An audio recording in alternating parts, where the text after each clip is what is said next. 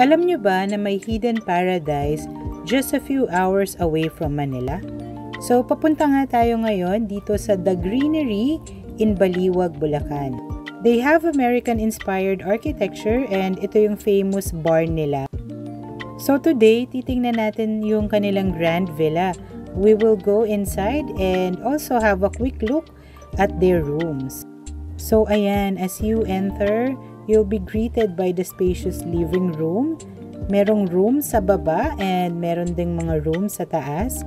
So titingnan natin yung isang room sa taas dito sa second floor. And malawak yung kanilang area.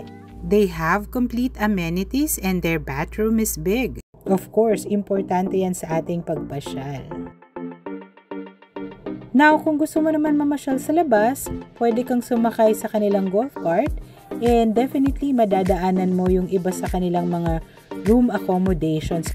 Actually, meron silang train and marami pang attractions sa kabilang side. Meron din silang speedboat dito.